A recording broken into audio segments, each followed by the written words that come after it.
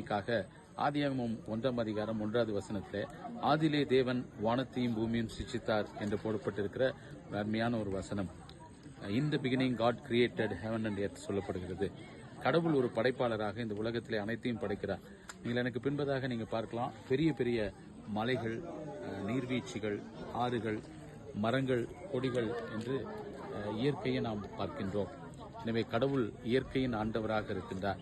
அவர் படைத்த இயற்கையிலே ஒரு ஸ்பெஷல் என்ன என்று பார்த்தீங்கன்னா ஹியூமன் பீயிங்ஸ் தான். எனவே தான் ஹியூமன் பீயிங்ஸ் பார்க்கிறோம், படைப்பின் மணிமகுடம் என்று சொல்லுகிறோம், த கிரவுன் ஆஃப் கிரியேஷன் என்று சொல்லுகிறோம். அப்படிப்பட்ட ஆண்டவர் இந்த உலக அனைத்தையும் படைத்து மனிதர்களையும் படைத்திருக்கிறார். படைப்பிலே ஒரு உன்னதமான படைப்பாக மனிதர்கள் நம்மையும் படைத்திருக்கிறார். சங்கீதம் 139 சங்கீதத்தை வாசிக்கிறோம். சங்கீதக்காரன், நான் பிரமிக்கத்தக்க அதிசயமாக உண்டாக்கப்பட்டபடியால் உம்மை துதிப்பேன் என்று சொல்லுகின்றார். ஒருவேளை இன்றைக்கு நாம் செய்ய வேண்டிய மிக முக்கியமான காரியம் படைத்த ஆண்டவருடைய நாமத்தை மகிமைப்படுத்த கர்த்தர் நம்மை அழைக்கிறார். எனவே படைப்பின் ஆண்டவரை நாம் மகிமைப்படுத்துவோம்.